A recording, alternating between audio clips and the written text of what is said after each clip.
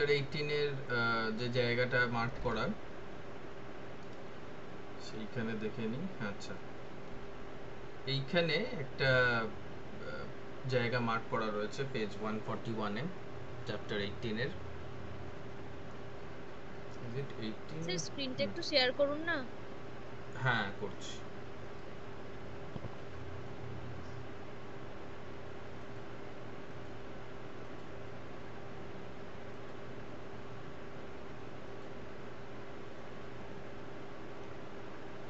আশা করি স্ক্রিনটা দেখতে পাচ্ছ। হ্যাঁ, এটা 18,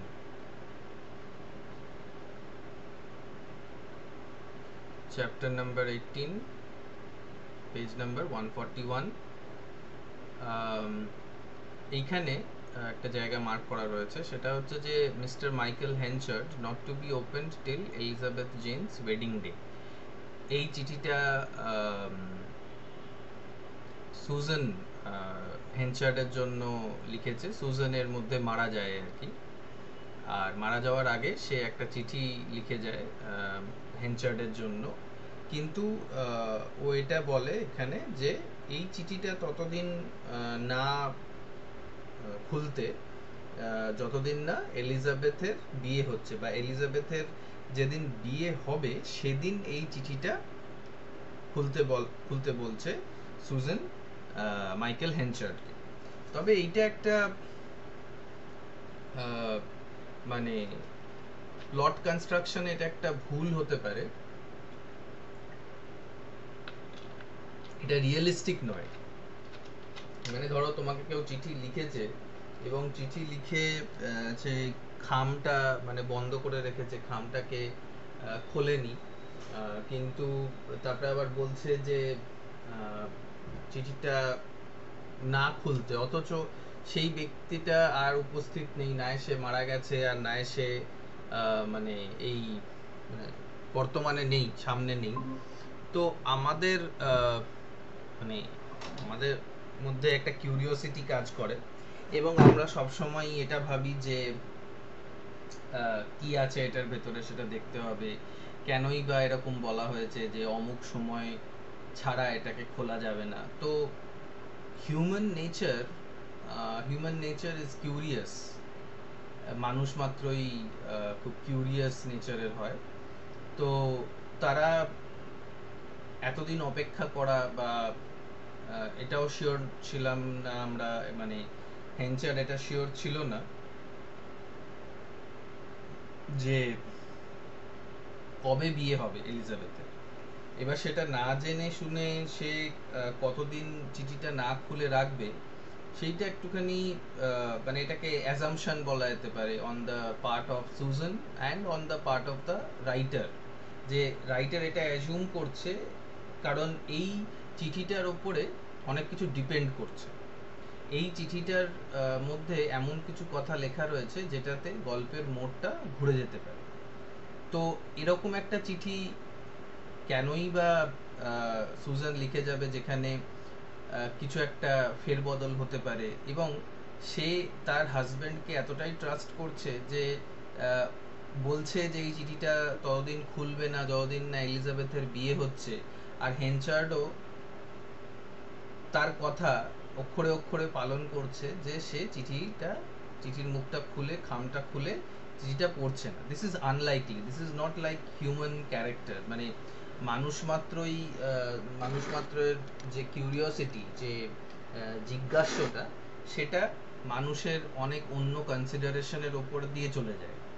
মানে আমরা সাধারণত এরকম কেউ যদি হই, তাহলে আমরা অবশ্যই প্রথমেই খুলে দেখে নেব যে চিঠিটার মধ্যে কি লেখা রয়েছে, কেনই বা এটা বলা রয়েছে যে চিঠিটা এলিজাবেথ জেনের বিয়ের দিন খুলতে। তো এইখানে একটা কোয়েশ্চেনও হতে পারে, সেটা হচ্ছে যে কবে সুজান বলছে চিঠিটা খোলা যেতে পারে। when was the letter to be opened? এটা 2 নম্বরের জন্য প্রশ্ন আসতেই পারে যে কবে সুজান বলছিল যে চিঠিটা খোলা যেতে পারে। তো উত্তরটা হচ্ছে যে যেদিন এলিজাবেথ জেনের বিয়ে হবে সেদিন। এইটা মানে উত্তরটা আর কি, আর প্রশ্নটা এখানেই রয়েছে। কিন্তু প্লট কনস্ট্রাকশনের দিক থেকে দেখতে গেলে এটা একটা ইম্পর্ট্যান্ট জায়গা, এটা একটা ইম্পর্ট্যান্ট, আরো ইম্পর্ট্যান্ট জায়গা হতে পারতো যদি আহ, এটা হেনচার্ড তখনই খুলে দেখে নিত। হেনচার্ড তখন খুলে দেখছে না, হেনচার্ড ওয়েট করছে বা ওয়েট করবে অনেক দিন, যখন এলিজাবেথ জেনের বিয়ে হবে বা বিয়ে হওয়ার কথা হবে মেবি, তখন সে ওই চিঠিটা খুলে দেখবে এবং সেই চিঠিটার মধ্যে থেকে যে ইনফরমেশনটা বেরোবে সেইটা গল্পের যে মোড়টা আছে সেইটাকে অনেকটাই ঘুরিয়ে দেবে, অনেকটাই চেঞ্জ হয়ে যাবে, গল্পের যে ডাইরেকশনটা আছে সেটা অনেকটাই চেঞ্জ হয়ে যাবে।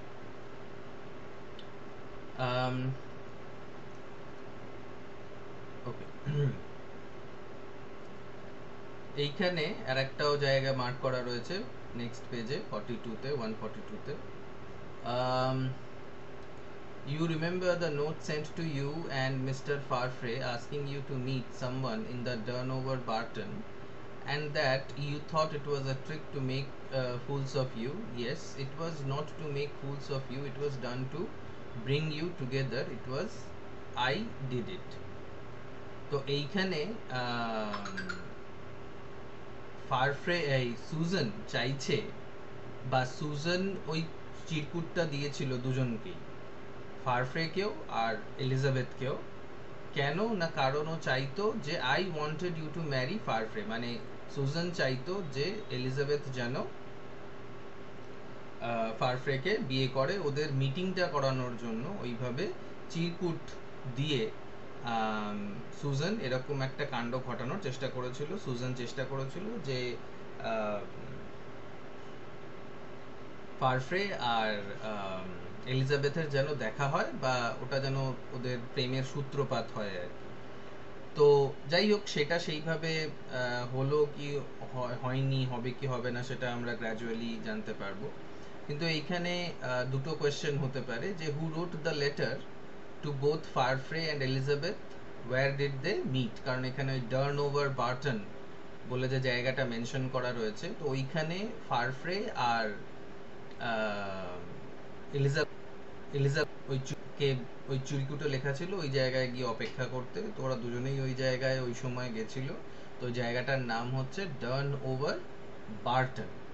আর চিঠিটা কে লিখেছিল, চিরকুটটা কে লিখেছিল, সেটা এলিজাবেথের মা ছিল। সুজান লিখেছিল চিঠিটা, কারণ সে চাইতো যে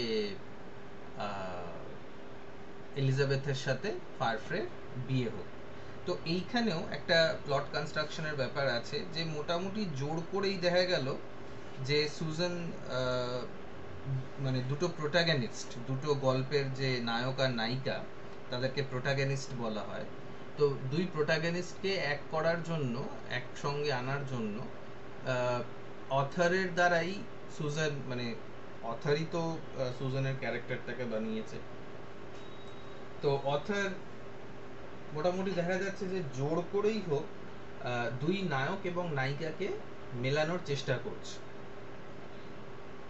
This is not an organic plot, this is not a part of an organic plot। মানে organic plot মানে হচ্ছে যেটা causes and effects এর দ্বারা চলবে। মানে এমন একটা গল্প, এমন একটা কনস্ট্রাকশন যেটা কজ আর ইফেক্ট, মানে কোনো একটা কারণ এবং তার পরিণাম, এই দুটো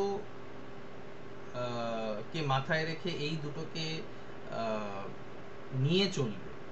মানে একটা কাজের জন্য আরেকটা কাজ হচ্ছে, আর একটা কাজের জন্য আরেকটা কাজ হচ্ছে, তার একটা ফলাফল হচ্ছে, ফলাফলের জন্য আরো অন্য কিছু ঘটনা ঘটছে। এই যে চক্রটা, এই চক্রটাকে, এই চক্রটা যদি মেকানিক্যালি না হয়ে অর্গ্যানিক্যালি হয়, অটোমেটিক্যালি হয়, তাহলে বলা যাবে যে গল্পের যে প্লট কনস্ট্রাকশনটা সেটা ঠিক। মেকানিক্যাল ভার্সেস অর্গ্যানিক মানেটা হচ্ছে যে মেকানিক হচ্ছে জোর জবরদস্তি, বা মানে বাইরের থেকে কোনো একটা সাহায্য দিয়ে, বা বাইরের থেকে কোনো একটা কাজ করে, বা কোনো এক ধরনের আম, জোর করে কিছু একটাকে শুরু করা বা কোনো একটা জিনিসকে চালানো। যেমন ধরো নদী যেভাবে বয়ে যায়, নদীর পাহাড়ের বরফ গলে, সেই জলগুলো বিভিন্ন ট্রিবিউটারি সাহায্যে মেন নদীটার মধ্যে এসে পড়ে। সেই নদীটা অর্গ্যানিক্যালি অ্যাটলিস্ট কিছুটা বা অনেকটা অর্গ্যানিক্যালি চলে। কিন্তু যখন মানুষ ড্যাম বানিয়ে দেয়, যখন মানুষ বাঁধ বানিয়ে দেয়, তখন ওই তখন ওই জলটা আটকে যায়। তো সেইটা হয়ে যায় মেকানিক্যাল, মানে বিদ্যুৎ তৈরি করার জন্যই হোক বা ফ্লাড আটকানোর জন্য, প্লাবন আটকানোর জন্যই হোক। তো মানুষের দ্বারা করা যে কোনো কাজটাকেই আমরা বলতে পারি মেকানিক্যাল। কারণ মানুষ নিজের কোনো কাজটাকে করার জন্য, নিজের ইচ্ছেটাকে ফলপ্রসূ করার জন্য সেই কাজটার মধ্যে ইন্টারফেয়ার করছে। তো এটাকে ন্যারেটিভ ইন্টারফেয়ারেন্স বলাটা অতটা ঠিক হবে না, কারণ অথার ডাইরেক্টলি এসে কিছু বলছে না বা কিছু করছে না, কিন্তু প্লটের মধ্যে এমন একটা জিনিস ইন্ট্রোডিউস করছে যেটাকে অনেক ক্রিটিকরাই পছন্দ করে না, যে এইভাবে চিঠি চাপাটি করে বা চিরকুট করে গল্পটাকে আগে বাড়ানো। এটা অনেক ক্রিটিকরা পছন্দ করে না। ভালো প্লটের একটা পরিচয় হচ্ছে যে যদি হার্ডি এলিজাবেথ এবং ফারফ্রেকে অন্য কোনোভাবে ইন্টারঅ্যাক্ট করতে শুরু করাতো, অন্য কোনোভাবে দেখা করতে শুরু করাতো, কথা বলতে শুরু করাতো, তাহলে অ্যাজ রিডার্স বা যারা ক্রিটিক, যারা সমালোচক আর কি, তারা হয়তো বলতো যে এই প্লটটা ভালো, এই প্লটটার একটা একটা ত্রুটি আমরা পাচ্ছি, যেখানে আমরা দেখতে পাচ্ছি যে সুজান এলিজাবেথের মা, সে চেষ্টা করছে নায়ক এবং নায়িকাকে একসঙ্গে করার, নায়ক এবং নায়িকাকে একটা রোম্যান্টিক রিলেশনশিপের মধ্যে ফেলার, বা একটা ম্যাট্রিমোনিয়াল, একটা ম্যারেজ রিলেশনশিপের মধ্যে আবদ্ধ করা। So in this point, through this point we can criticize, আমরা সমালোচনা করতে পারি, we can criticize the art of plot construction by Hardy. কারণ প্লট কনস্ট্রাকশনের উপরে মনে হয় একটা প্রশ্ন আছে তোমাদের। ওকে, নেক্সট পেজের যে জায়গাটা 143, some little time later on, Farfrae was passing Henchard's house on a Sunday morning when he observed that the blinds were all down. He rang the bell so softly that it only sounded a single full note and a small one, and then was informed that Mrs. Henchard was dead, just dead, that very hour. তো Mrs হেনচার্ড মারা গেল। আর ফারফ্রে ওই সময় রবিবার সকাল ছিল, ওই সময় ওই হেনচার্ডের বাড়ির পাশ দিয়ে যাচ্ছিল, তখন দেখলো যে সব পর্দা, ব্লাইন্ডস মানে হচ্ছে পর্দা, সব পর্দাগুলো ফেলে রাখা হয়েছে। এবং পর্দাও ঠিক নয়, ব্লাইন্ডস মানে আর একটাও হতে পারে, আগেকার যে দরজাগুলো হতো সেগুলো এগুলোকে ফ্রেঞ্চ উইন্ডোজ বলা হতো। আর এক ধরনের এমন মেকানিজম ছিল যে পাতলা পাতলা কাঠের পিসগুলোকে ওঠানো নামানো যেত, যাতে বাইরের থেকে মানে ভেতর থেকে বাইরেটা দেখা যায়, কিন্তু কে বাইরে দেখছে, বাইরের থেকে ভেতরের যে দৃশ্যটা সেটা দেখা যাবে না। আর এই ধরনের জিনিস নেই, কিন্তু অনেক পুরনো যে বাড়িগুলো সেইখানে এই ধরনের জানলাগুলো থাকতে পারে, অনেক বড় বড় জানলা, এবং সেই জানলায় ওই ব্লাইন্ডস লাগানো, ওই কাঠের কার্পেন্ট্রির মতন করে করা, যাতে একটুখানি তুললে বা সরালে বাইরের দৃশ্যটা লোকে দেখতে পায়। এনিওয়ে, তো সেদিন দেখা গেল যে মিসেস হেনচার্ড মানে সুজান মারা গেল, বিভিন্ন অসুখে সে মারা গেল। আর এইখানেও একটা মানে টার্ন এবার আসবে আর কি, মানে অনেকগুলো টার্ন হয়, যেমন একটা রাস্তা একদম সোজা চলে অনেক ক্ষেত্রে, আবার অনেক ক্ষেত্রে একটুখানি বাঁক খেয়ে যায়। তো এই যে বাঁকটা, বা যেখানে দুটো রাস্তা চলে আসছে, সেই সেই রকমই নভেলের প্লটটা ওরকমভাবেই এগোয়। কোনো কোনো সময় সোজা চলে যাচ্ছে, এক দুটো চ্যাপ্টার একদম সহজভাবে সরল পথে চললো, তারপরে একটা চ্যাপ্টারে হঠাৎ একটা পরিবর্তন আসলো, তারপরে আর একটা চ্যাপ্টারে পরিবর্তন আসলো, দুটো রাস্তায় ভাগ হয়ে গেল রাস্তাটা, কোন দিকে মোড় নেবে গল্প সেটার আর কোনো সেটা আমরা তখন বুঝতে পারি না। তো এরকম ধরনের মানে আমরা তুলনা করতে পারি যে একটা রাস্তার সঙ্গে একটা প্লটের। ওকে, let's move forward.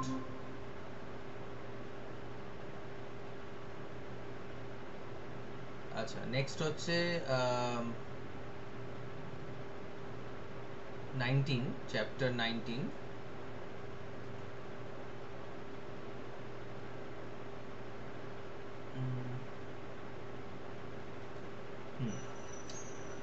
Okay, chapter 19-এ কিছু মার্ক করা আছে কিনা? হ্যাঁ আছে, অনেকটাই আছে। এখানে একটা কোয়েশ্চেনও রয়েছে। কোয়েশ্চেনটা হচ্ছে, what did Henchard tell Elizabeth about his earlier marriage with her mother? আচ্ছা, তো হেনচার্ড এখানে এলিজাবেথকে মানে এলিজাবেথের মায়ের সাথে মানে সুজানের সাথে যে হেনচার্ডের বিয়ে হয়েছিল আগে, আর অ্যাকচুয়ালি যে এলিজাবেথ হেনচার্ডেরই সন্তান, সেইটা হেনচার্ড এলিজাবেথকে বলছে এবং এই প্যাসেজে সেটা বলছে। এবং কোয়েশ্চেনটাও এটা যে what did Henchard tell Elizabeth, যে এলিজাবেথকে কি বললো তাদের মানে সুজানের সাথে যে হেনচার্ডের আগে যে সম্পর্কটা ছিল সেটার ব্যাপারে হেনচার্ড এলিজাবেথকে কি বললো। I would rather have your scorn. I would মানে এই যে আই অ্যাপোস্ট্রফি ডি, এইটা মানেটা হয় হচ্ছে আই উড, ঠিক আছে, I W O U L D, would. I হ্যাডও হতে পারে, এইচ এ ডি। তো ডি দিয়ে উড, হ্যাড মানে অ্যাপোস্ট্রফি ডি দিয়ে আমরা অনেক সময় মানে লেখকরা অনেক সময় স্পেশালি এই সময়কার মানে ভিক্টোরিয়ান আর্লি মডার্ন যে রাইটাররা, তারা এরকমভাবে অ্যাপোস্ট্রফি দিয়ে উড অথবা হ্যাড এইগুলো মানে বোঝায় আর কি।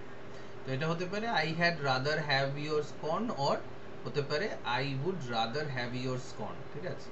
Your fear anything than your ignorance, মানে আমি আমি এটাতে খুশি যে তুমি আমার ওপর রাগ করছো, স্কর্ন মানে ঘেন্না করছো, রাগ করছো,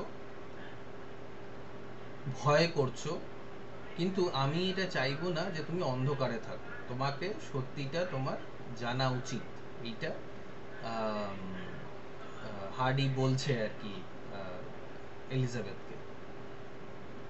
ইটস দ্যাট আই হেট, মানে সে ইগনোরেন্সটাকে সহ্য করতে পারে না। সে কেউ অন্ধকারে থাকুক, কেউ কোনো জিনিস না জেনে থাকুক, সেই জিনিসটা সে সহ্য করতে পারে না। Your mother and I were man and wife when we were young. What you saw was our second marriage. Your mother was too honest. We had thought each other dead, and Newson became her husband. তো যখন হেনচার্ড বলছে যে যখন তারা তাদের কম বয়স ছিল, তারা এক সময় বিয়ে করেছিল, এবার এই যে বিয়েটা যেটা ও দেখলো এলিজাবেথ, সেটা তাদের দ্বিতীয় বিয়ে। আর তার মা খুবই অনেস্ট ছিল, খুবই সৎ ছিল। ওরা একে অপর মানে সৎ ছিল কেন এই জন্য বলছে যে ওরা ভেবেছিল যে একে অপরের মানে সুজান ভেবেছিল হেনচার্ড মারা গেছে, হেনচার্ড ভেবেছিল সুজান মারা গেছে, তাই জন্য নিউসন এর সাথে সুজান আবার বিয়ে করে নিয়েছিল। আচ্ছা, তোমরা যদি কোনো মেসেজ ইত্যাদি কিছু করো তাহলে আমি দেখতে পাবো না, কারণ আমি অন্য স্ক্রিনে রয়েছি। তোমাদের কিছু অসুবিধে হলে বা যদি কথাগুলো কেটে যায় বা কোনো সমস্যা হয় তাহলে আনমিউট করে বলবো। Okay, so next let's move on. Next হ্যাঁ ওকে, নেক্সট 149 পেজে এখানে দুটো জায়গা মার্ক করা রয়েছে। একটা কোয়েশ্চেনটা কি দেখে নিই। Why did he open the letter that Susan had written? when was the letter supposed to have been opened? এই যে দুটো প্রশ্ন এখানে, তোমরা এগুলোর, আমি জানি না তোমরা কি স্ক্রিনশট নাও না লিখে নাও, বা তোমাদের যে ডকুমেন্টটা আছে, তোমাদের কাছে যে পিডিএফটা আছে সেইটার থেকে করে নাও, বা তোমাদের কাছে অলরেডি শর্ট কোয়েশ্চেন্স আছে গাইড বুক থেকে, বাট হোয়াট এভার, সেটা তোমরা মানে যেটা তোমাদের সুবিধা হবে সেটা সেইভাবে করবে আর কি। তো it's always good to practise writing your own answers, মানে এই শর্ট কোয়েশ্চেন্সগুলোকে টুকে নিয়ে স্ক্রিনশট নিয়ে লিখে নিয়ে হোয়াট এভার করে জায়গাটা পড়ে নিজেরা যদি লিখতে প্র্যাকটিস করো, তাহলে কি হবে যে হয়তো পরীক্ষায় কমন আসলো, কোয়েশ্চেন্স কমন আসলো, কিন্তু যদি কোয়েশ্চেন্স কমন না আসে তাহলে তোমার তোমার তুমি হয়তো জানো ব্যাপারটা কি, আনসারটা জানো, কিন্তু যদি নিজে থেকে প্র্যাকটিস না করো লেখার, তাহলে বানান ভুল হবে, গ্রামার ভুল হবে, বা লেখার যে ধরনটা সেটার ভুলের জন্য নাম্বার পাবে না। So it's always better to keep practising your answers, মানে নিজে আনসার লেখাটা প্র্যাকটিস করা উচিত আর কি, প্র্যাকটিস করলে তোমাদেরই ভালো। যাই হোক, তো এখানে এই দুটো প্রশ্ন রয়েছে, why did he open the letter that Susan had written. আমি আগেই বলেছিলাম যে হেনচার্ড কি এতদিন নিজের জিজ্ঞাসাটা আটকে রাখতে পারবে, কন্ট্রোল করতে পারবে, তার আগেই যদিও খুলে দেয় তাহলে ব্যাপারটা কেমন হবে আর। তো দেখা গেল সেটাই হলো, যে সে আগেই ইয়েটা খুলে দিল, খুলে পড়ে নিল, কেন পড়লো সেটাও আমরা এখানে দেখব। আর দ্বিতীয় যে প্রশ্নটা, when was the letter supposed to have been open, কখন চিঠিটাকে খোলার কথা ছিল হেনচার্ডের, সেইটা অঙ্কিতা বলো, কখন খোলার কথা?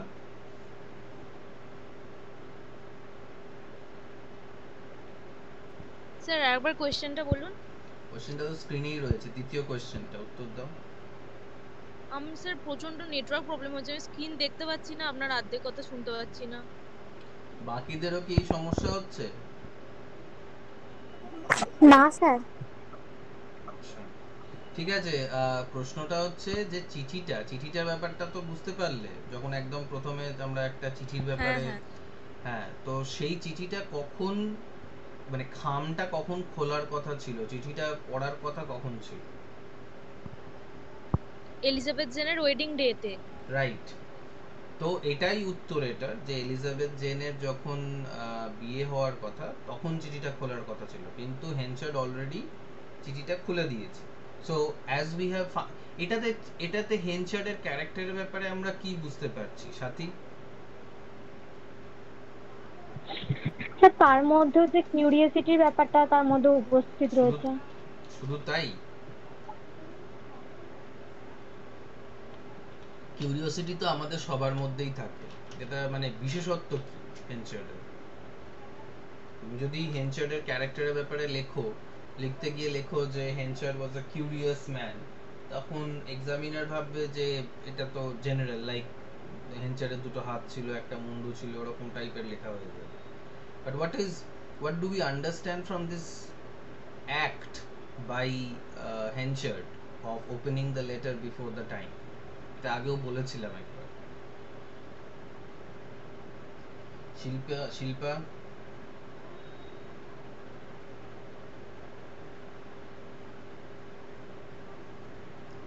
শিল্পা আছো? হ্যাঁ স্যার। বলো স্যার, কি হবে এটাতে? ক্যারেক্টার ব্যাপারে কি বোঝা যাচ্ছে হেনচার্ডের?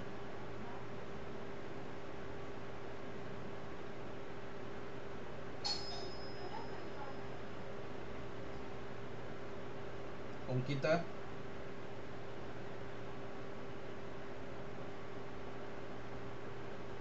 মানে স্যার ওর কিউরিওসিটিটা চেপে রাখতে পারেনি, খুব চটজলদি ডিসিশন নিয়ে নেয়।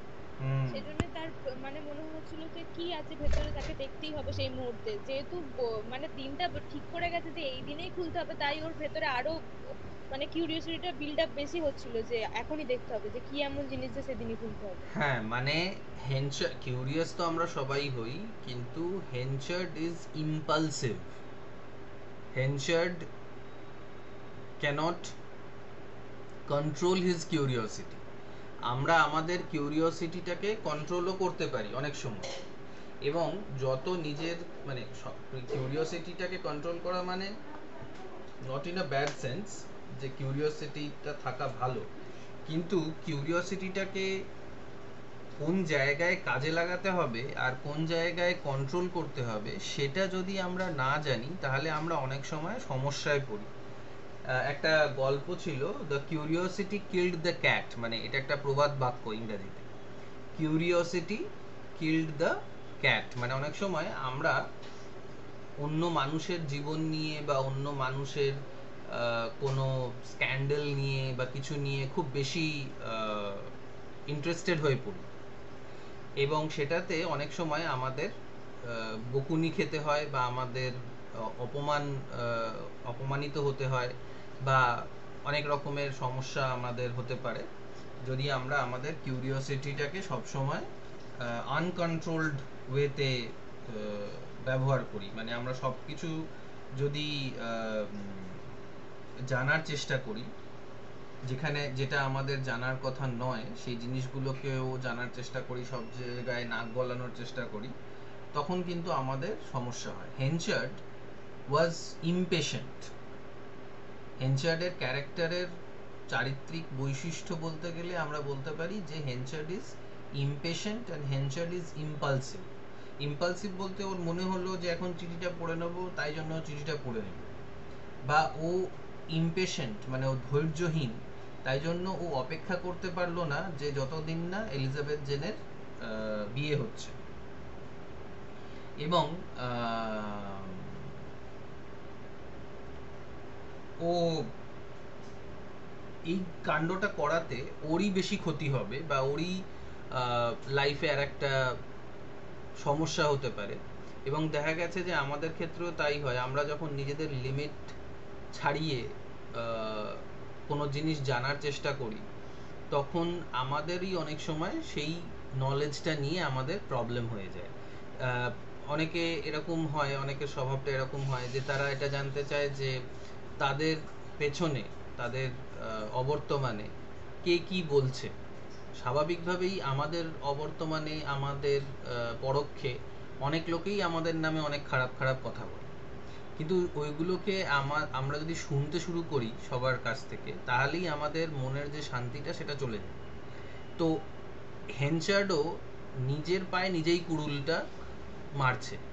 অনেকে আমাদের জীবনেও আমাদের সমাজে এরকম অনেক লোক হয় বা আমাদের মধ্যেই এরকম একটা টেন্ডেন্সি থাকে যে যে আমি আমার ব্যাপারে কি কথা বলছে সেটা আমাকে জানতে হবে। সেটা ভালো হতে পারে, খারাপও হতে পারে, সাধারণত খারাপই হয়।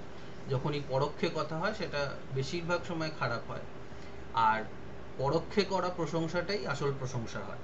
আর যে তোমার মুখের সামনে যে তোমার বর্তমানে প্রত্যক্ষে তোমাকে অনেক ভালো ভালো কথা বলছে, দেখা যাবে যে তোমার পরোক্ষে সেই তোমার নিন্দা করছে। তো হেনচার্ড ভেবেছিল এইটা যেটা এখানে লেখা রয়েছে যে কেন সে খুললো চিঠিটা। Henchard had no reason to suppose the restriction one of serious weight, and his feeling for his late wife had not been of the nature of deep respect. দুটো জিনিস হয়েছে এখানে। হেনচার্ড ভাবলো যে সুজান তো মরেই গেছে, ও তো আর ভূত হয়ে এসে বলবে না যে কেন তুমি চিঠিটা খুলে দিয়েছো। এবং তার থেকেও বেশি যেটা জোরালো কারণ সেটা হচ্ছে যে হেনচার্ড কোনোদিনই সুজানকে খুব একটা রেসপেক্ট করতো না। আমি যাকে রেসপেক্ট করব তার কথা আমি শুনবো। যদি সে বলে থাকে যে অনেকদিন পরে চিঠিটা খুলতে, তাহলে আমি অনেকদিন পরে চিঠিটা খুলবো, তার মানে শেষ ইচ্ছা মানটা রাখবো। কিন্তু Henchard had never respected his wife, but deep respect ছিল, মানে গভীর সম্মান বা মর্যাদা দেওয়ার যে ব্যাপারটা সেটা কোনোদিনও হেনচার্ডের মনের মধ্যে ছিল না টুয়ার্ডস সুজান। তাই জন্যই সে চিঠিটা খুলে দেখে নিল। প্লাস এটাও আমরা বুঝতে পারছি যে Henchard is impatient and impulsive, and we will give an example. যখন আমরা ক্যারেক্টারটা লিখব তখন আমরা এই জায়গাটার এক্সাম্পলটা দেব, ঠিক আছে?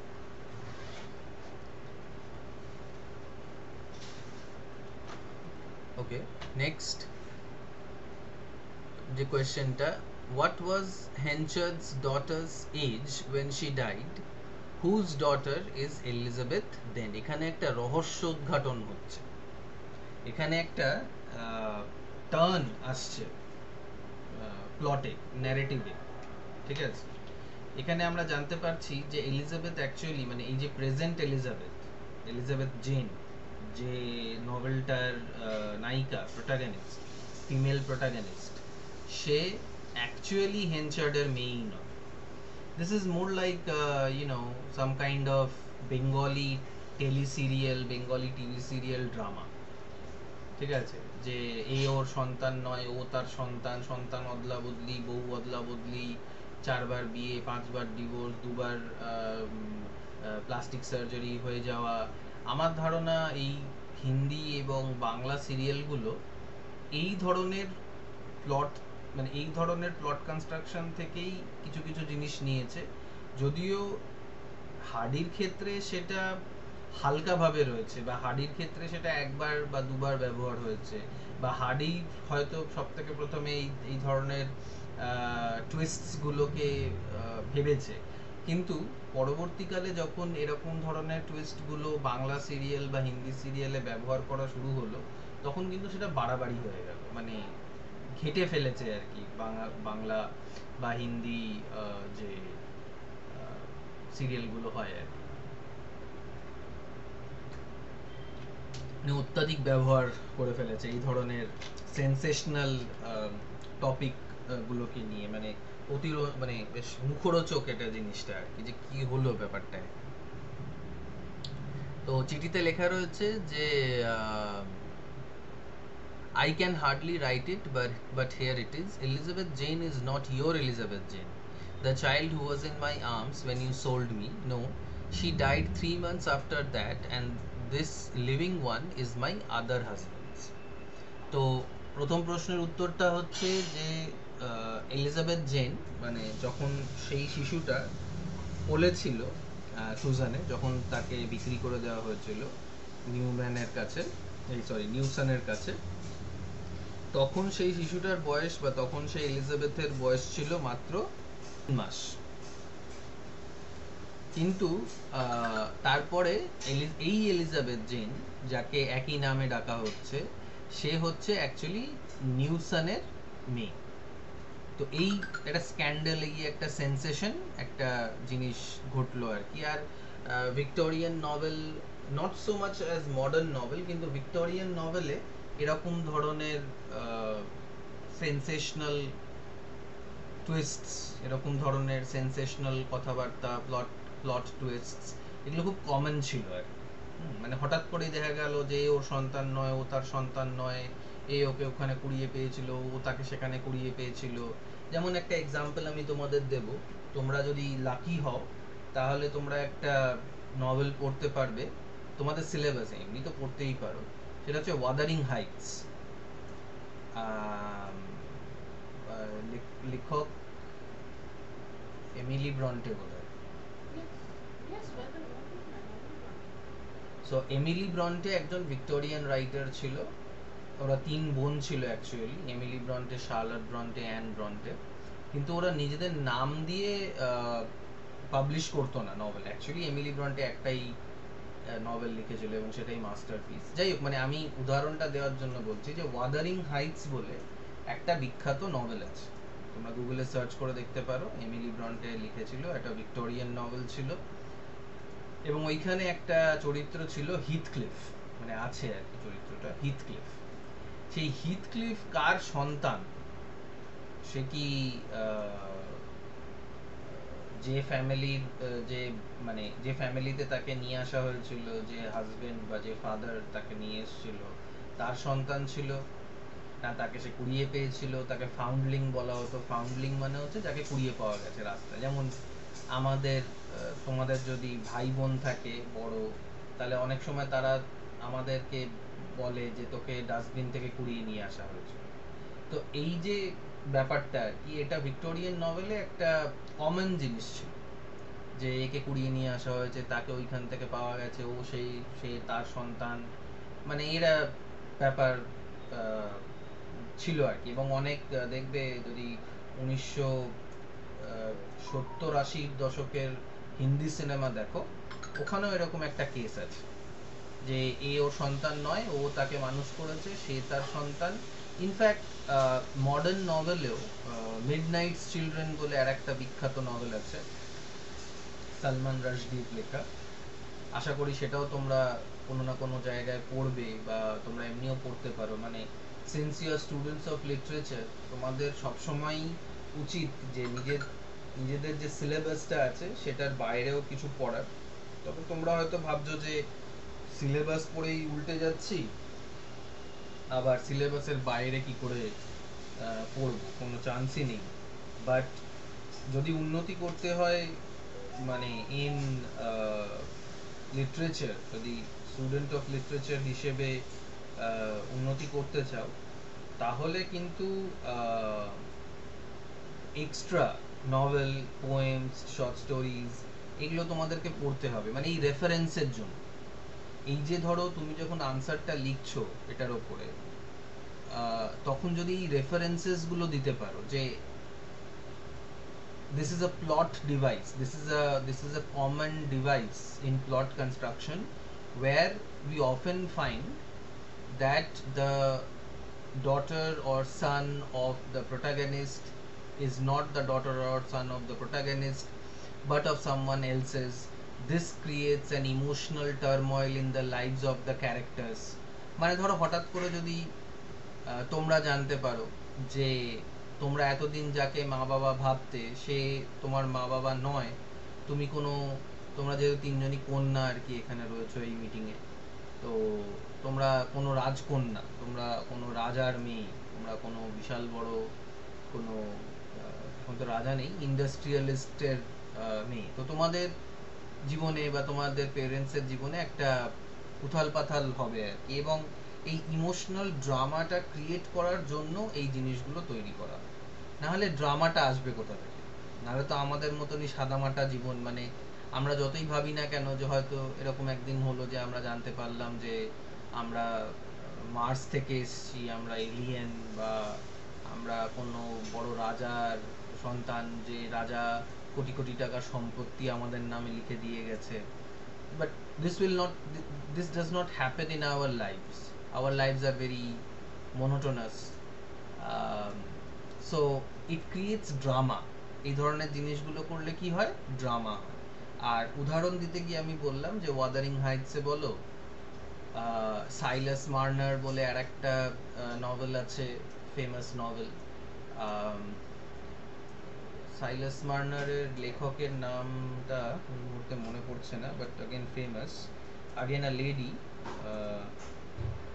ম্যারিয়ান ইভেন্স, আই থিঙ্ক, ইয়েস। মানে সেও ভিক্টোরিয়ান এবং সেও নিজের নাম নিয়ে লেখেনি, সিউডোনিম, পুরুষদের নাম নিয়ে সে নভেল লিখেছিল, but her real name is Marian Evans.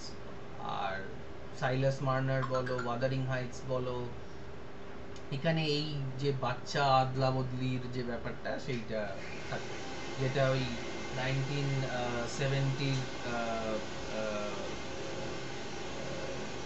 Bollywood সিনেমায়ও এরকম খুব দেখা যেত আর কি, ঠিক আছে, যে ভিড়ের মধ্যে বাচ্চা হারিয়ে গেল ইত্যাদি। বাট যেটা আমি আর একটা উদাহরণ দিচ্ছিলাম সেটা হচ্ছে যে মডার্ন নভেলেও দেখা গেছে, সালমান রাশদির পোস্ট মডার্ন নভেল, অ্যাকচুয়ালি মডার্নও নয়, পোস্ট মডার্ন, আরও রিসেন্ট মানে 1990s এ বোধহয় লেখা এটা, বা 1980s, ঠিক এক্স্যাক্টলি আমার ডেট অফ পাবলিকেশন মনে নেই, এই সময় 1990s 80s এই সময়।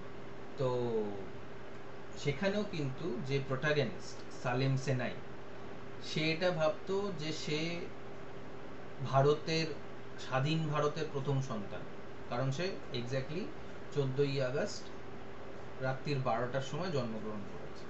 অথচ শেষ অবধি দেখা গেল সে একজন ব্রিটিশ অফিসার এবং আর একজন পরিচারিকার আর কি অবৈধ সন্তান। So but that was for a different cause, মানে ওইটা অ্যাকচুয়ালি স্যাটায়ারের জন্য, মানে সালমান রাশদি যেটা করেছে সেটা এই ধরনের প্লটকে মানে ভেঙানোর জন্য করেছে এবং স্যাটায়ারের জন্য করেছে, বিদ্রুপের জন্য করেছে। কিন্তু Victorian novelist including Thomas Hardy এটা সিরিয়াসলি নিত এই ব্যাপারটা, ঠিক আছে, এবং এটা ড্রামা ক্রিয়েট করার জন্য এই ধরনের জিনিসগুলো করতো আর। So let's move on. Next যে জায়গাটা মার্ক করা রয়েছে অনেকগুলো জায়গা, page 150, his wife's extreme reluctance to have the girl's name altered from Newson to Henchard was now accounted for fully. It furnished another illustration of that honesty in dishonesty which had characterized her in other things. তো এবারও বুঝতে পারলো যে কেন Suzanne চাইতো না যে এলিজাবেথের সারনেমটা নিউসন থেকে হেনচার্ড হয়ে যায়। এখনো বুঝতে পারছে। এখান থেকে কোশ্চেন হতে পারে যে why do you think Susan did not want to change the surname of Elizabeth Jane from Newson to Henchard? ঠিক আছে, তো এইখানে আরেকটা ইলাস্ট্রেশন আমরা দেখতে পাচ্ছি, আরেকটা এক্সাম্পল আমরা দেখতে পাচ্ছি, honesty in dishonesty which had characterized her in other things, মানে এটা সুজানের ক্যারেক্টারের ব্যাপারে বলছে যে সুজান এর ক্যারেক্টারটা এরকমই ছিল যে ও ডিসঅনেস্ট, কোনো জায়গায় ও ডিসঅনেস্ট ছিল, কিন্তু সেই ডিসঅনেস্টিটার মধ্যেও একটা অনেস্টি ছিল। এই জিনিসটার এখানে বলার জন্য এটা মানে এই এক্সাম্পলটা দেওয়া হতো আর কি, যে সুজান অনেস্টির মধ্যেও ডিসঅনেস্টি করতো বা ডিসঅনেস্টির মধ্যেও সে অনেস্ট হয়ে থাকতো আর কি। মানে this is just adding a layer to the character, মানে ক্যারেক্টারটা একটুখানি চটপটা করার জন্য বা ক্যারেক্টারটাকে একটুখানি অন্যরকম ভাবে প্রেজেন্ট করার জন্য এই মানে এই জিনিসটা দেখানো হচ্ছে যে ও ডিসঅনেস্ট হয়েও কিন্তু ও অনেস্ট, ও যেহেতু ও জানতো যে ও নিউসনের ডটার, তাই জন্য নিউসনের নামটাকে রেখে দিতে চাইছিল। So this is something about Susan's character. তারপরে একটা কোয়েশ্চেন রয়েছে, why did Henchard enter into Elizabeth's chamber? হেনচার্ড কেন এলিজাবেথের ঘরে ঢুকলো, ওর রিয়াকশনটা কি ছিল, সেইটা মানে চিঠিটা পড়ার পরে, এটা জানার পরে যে ও এলিজাবেথ ওর মেয়ে নয়, সেটা জানার পরে ওর মানে রিয়াকশনটার জন্য আমরা এখানে দেখতে পারি। তো হেনচার্ড হয়তো ওর সাথে কথা বলার জন্য, ওর সাথে ইন্টারঅ্যাক্ট করার জন্য বা ওকে ফেস করার জন্য সে এলিজাবেথের ঘরে, এলিজাবেথের রুমের মধ্যে গেল।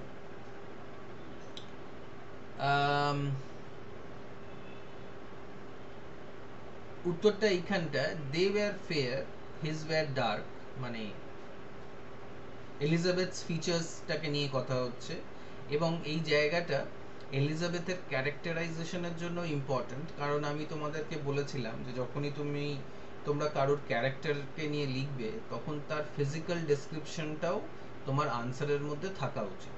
তো এখানে আমি এটাকে মার্ক করে রাখি যে পরে কাজে লাগবে তোমাদেরই।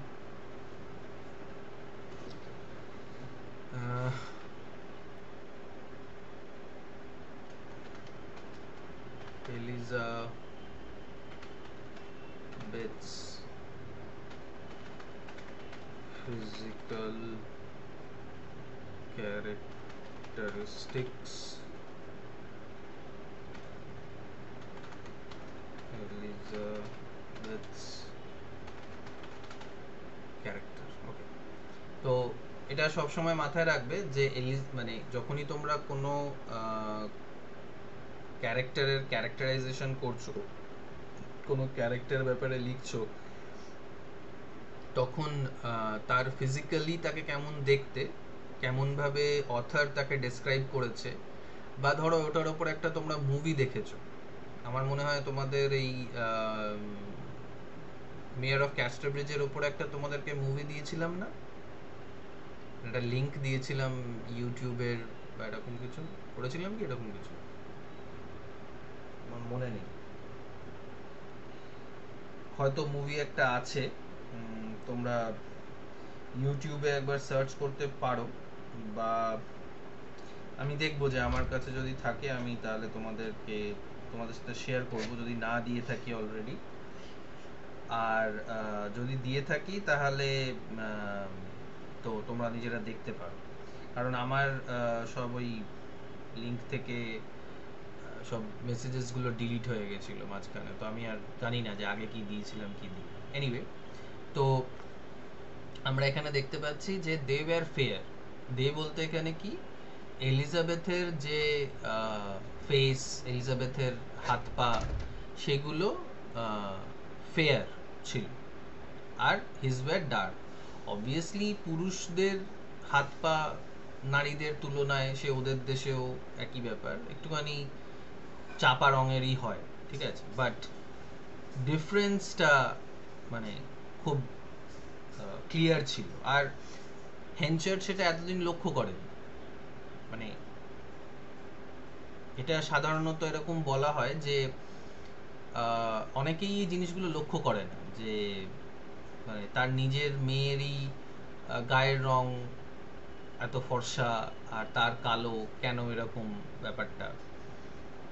In fact my daughter is also very fair, but she has the complexion of her mother, who is also fair, her mother, sorry.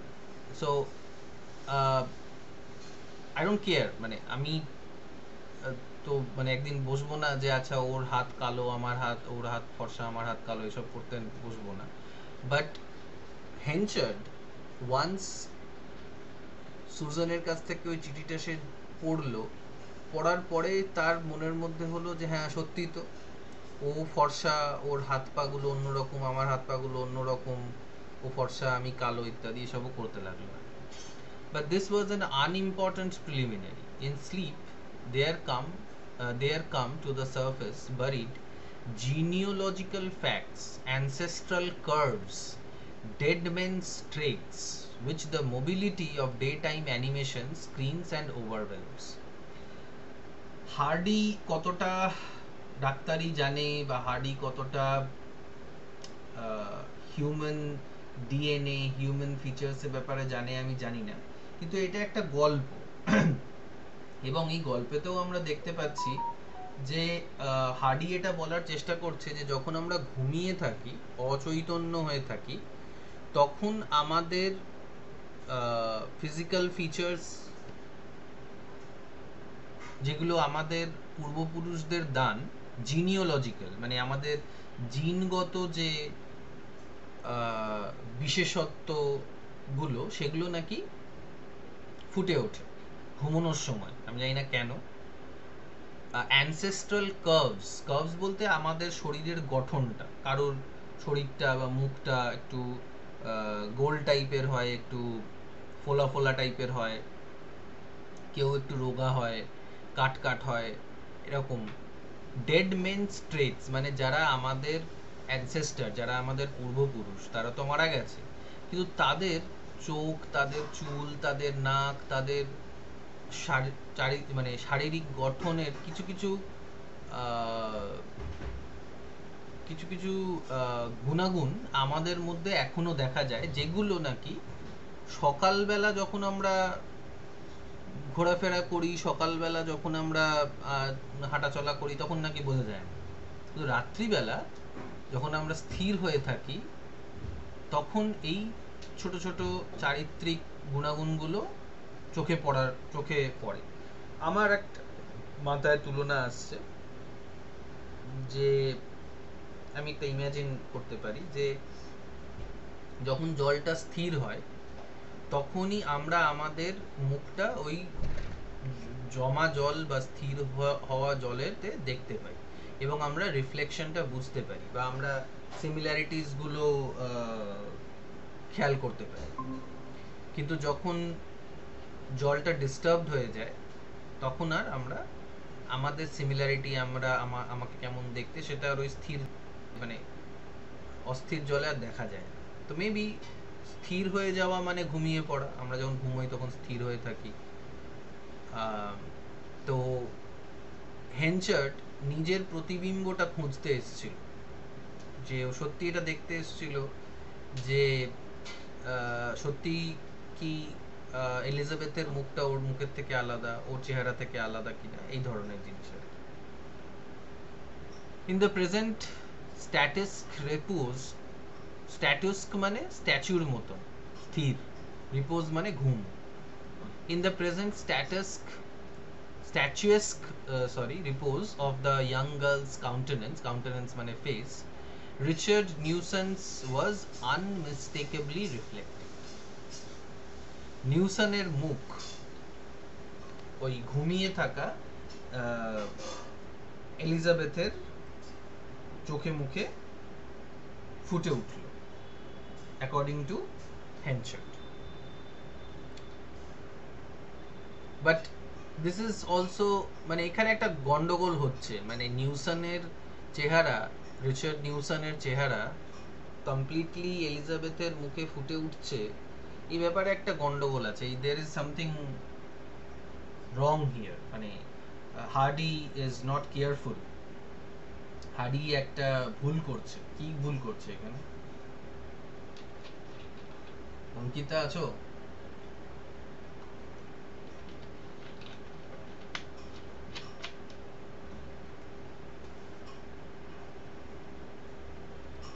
সাথী? হ্যাঁ স্যার বলুন। এখানে আমার ধারণা মানে হার্ডি একটা এখানে গন্ডগোল করছে, যেখানে এটা বলছে যে নিউসনের মুখ একেবারে হুবহু এলিজাবেথের মুখে ফুটে উঠেছে। এখানে একটা ভুল হচ্ছে, কিছু একটা। কি ভুল হচ্ছে? মানে এটা হার্ডির ভুল আর কি, প্লট কনস্ট্রাকশনের ভুল বলা যেতে পারে।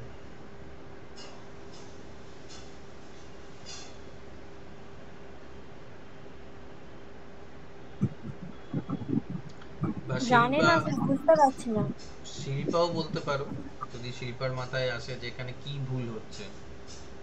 মানে এটা তথ্যটা ভুল আর কি, তথ্যের কিছু একটা জায়গায় ভুল হচ্ছে।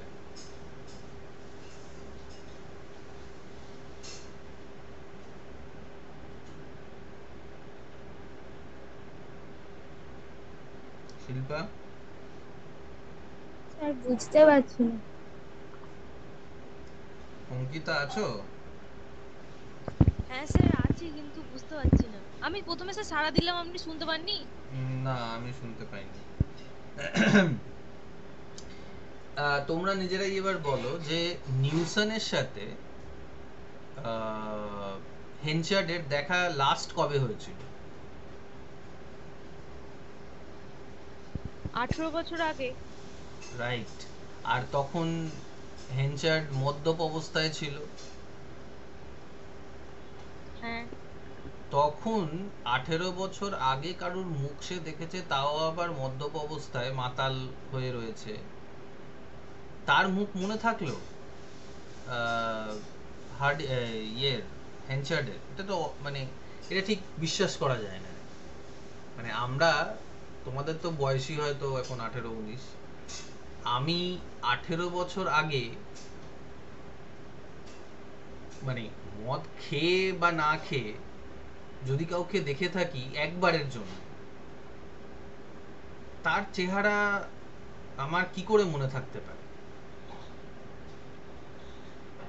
এখানে Hardy is making a mistake. এরকম মিস্টেক সাধারণত রাইটারদের হয়েই থাকে। মানে রাইটাররা যখন লেখে তখন গল্পটাকে মেলানোর জন্য চেষ্টা করে, মানে আমি বলবো না এটা বিরাট কিছু ব্যাপার, বাট মেলানোর জন্য চেষ্টা করে। তো সেইটাই আমরা, মানে তোমাদের ট্রেনিংটা, তোমরা যারা লিটারেচার পড়ছো, তোমাদের ট্রেনিংটা হবে সবসময় এই জিনিসটা করা, যে যেখানে পারফেকশন রয়েছে, যেখানে সব ঠিকঠাক রয়েছে, সেখানে ভুল ত্রুটিটা বোঝা, ভুল ত্রুটিটাকে ফাইন্ড আউট করা এবং সেটাকে অ্যানালাইজ করা, সেটাই হতো তোমার কাজ। এতদিন আমরা এটাই ভেবে এসেছি বা তোমাদের সবসময় এটাই ভাবানো হয় যে তোমাদের যে অথরদেরকে পড়ানো হচ্ছে তারা হচ্ছে শ্রেষ্ঠ। সত্যি কথা বলতে তোমাদের এতই কম পড়ানো হয়, স্পেশালি এনইপিতে পড়ানো হচ্ছে, মানে তাও তো তোমাদের ভালো, মানে ক্যালকাটা ইউনিভার্সিটির আরো অবস্থা খারাপ। এতই কম পড়ানো হয় যে তোমরা মানে তুলনা করতে পারো না একটা জিনিসের সাথে আর একটা জিনিসের। কিন্তু তুলনাটা করাটাই হচ্ছে লিটারেচারের কাজ। এবার এই যে এই নভেলটা পড়ে শুধু নভেলটার ব্যাপারে জানা নয়, নভেলিস্টদের ব্যাপারেও তোমাকে জানতে হবে। তোমরা যারা মানে লিটারেচারে থাকতে চাও, পরবর্তীকালে যদি কেউ কলেজ টিচার বা হায়ার এডুকেশনে রিসার্চ করতে চাও, তখন তোমাদের প্রশ্নটা এটা হবে না যে তুমি একটা টেক্সটের ব্যাপারে বলো, তখন প্রশ্নটা এটা হবে তুমি পুরো নভেলিস্টটার ব্যাপারে, পোয়েটের ব্যাপারে, ড্রামাটিস্টের ব্যাপারে, সেই যুগের ব্যাপারে, বা তাদের মতন অন্য যে নভেলিস্ট রাইটার্সরা আছে তাদের ব্যাপারে বলতে। ঠিক আছে? So this is something that is a fault that could be found among many writers. তথ্য গুলিয়ে ফেলা। কারণ আমরা হয়তো পড়তে পড়তে আসছি, আমাদের কাছে এটা ইজি পড়াটা, লেখাটা কিন্তু খুব কঠিন। আমরা যারা বড় বড় কথা বলতে পারি যে এই ভুল হয়েছে ওই ভুল হয়েছে, তারা কিন্তু লিখছি না। লেখার সময় দেখা গেল যে আমাদের মানে হার্ডির সাথে তো কোনো তুলনাই হয় না সাধারণ আমাদের মতন মানুষের, আমাদের প্রচুর প্রচুর ভুল হবে এবং মেলানোর জন্য আমরা এই জিনিসটা করব বা কোনো একটা ফ্যাক্ট মিস হয়ে যাবে। However, we should be aware, we should be alert to all these small mistakes. এটা যত তুমি করতে পারবে, যত তুমি আনসারে এটা দেখাতে পারবে যে তুমি খুঁটিয়ে খুঁটিয়ে টেক্সটটাকে পড়েছো বা লজিক্যালি ভাবছো, তত বেশি নাম্বার পাওয়ার সম্ভাবনা থাকবে। যাই হোক, এবার এই চ্যাপ্টারের শেষের যে পার্টটা আছে, শেষের যে মার্কটা আছে সেইটা বলে দিচ্ছি। His daughter he had asserted her to be, and his daughter she should always think herself no matter what hypocrisy is involved. এখানে আমরা বুঝতে পারছি যে Henchard is actually good man. হেনচার্ড চাইলে এলিজাবেথ জেনকে তখনই বাড়ি থেকে বাইরে বার করে দিতে পারত, কিন্তু হেনচার্ড ভাবলো যে না, একে তো আমি নিজের সন্তান হিসেবেই মেনে এসেছি, আর একে আমি নিজের সন্তান হিসেবেই মানবো, একে আমি আমার মেয়ে হিসেবেই মানবো, এবং আমি এলিজাবেথকে কোনোদিনও জানাবো না যে ও আমার সন্তান নয়। কারণ এলিজাবেথও হয়তো এটাই জানে যে অ্যাকচুয়ালি মানে যেটা হেনচার্ডই ওকে বলেছিল যে অ্যাকচুয়ালি সে হেনচার্ডের মেয়ে, সেটাই যেন এলিজাবেথ জানে। এবং হেনচার্ড এটা ডিসাইড করে, এবং ওই ডিসিশন কতদিন রাখতে পারবে সেটা আলাদা ব্যাপার। হেনচার্ড এটাই ডিসাইড করে যে সে এলিজাবেথকে কোনোদিনও এই সত্যিটা বলবে না যে এলিজাবেথ ওর মেয়ে নয়। So here we find that a more human aspect of Henchard K as a human being আমরা চিনতে পারছি যে he is kind, he is good. ও চাইলে কিন্তু এলিজাবেথকে তাড়িয়ে দিতে পারতো, কিন্তু ও যে কোনো কারণেই হোক, কারণটা এটাও হতে পারে যে হেনচার্ডের আর কেউ নেই, তো ও মানে অন্যের মেয়েকেও নিজের মেয়ে বলে আঁকড়ে ধরে রাখতে চাইতো। ঠিক আছে, so let us stop here today. তোমাদের যদি কোনো প্রশ্ন থাকে তাহলে বলতে পারো।